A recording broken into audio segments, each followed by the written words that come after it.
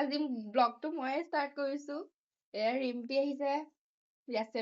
এয়া হৈ গ'ল আমাৰ মৰমৰ একমাত্ৰ ৰিম্পি, একদম শান্তশিষ্ট মহাদুষ্ট। আৰু কৈ থকা মানুহজনী হৈছে স্নেহা, যিজনী একদম মন খোলা প্ৰাণী।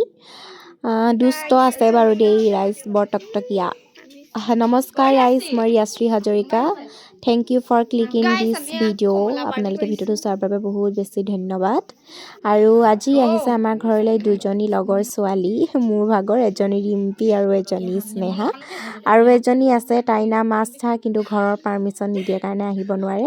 চ' মিছ ইউ আস্থা, এদিন আমি গোটেইকেইজনী লগ হ'ম বাৰু।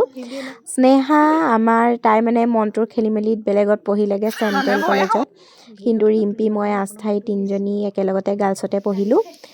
আৰু তেহেঁতি আমাৰ ঘৰলৈ অহাৰ বাবে মায়ে মৰমতে বনালে পোলাও, মাংস আৰু চিলি চিকেন, আৰু লগতে দাইল আছিলে। তেহেঁতি মোৰ বহুত বেছি মৰমৰ ৰাইজ, এহেঁতৰ অবিহনে মই মিনিটো থাকিব নোৱাৰোঁ বুলি ক'লেও বেয়া নহয়। গোটেইখিনি দুখ সুখ ভাল বেয়া আৰু চব কথা সিহঁতৰ লগত শ্বেয়াৰ কৰোঁ।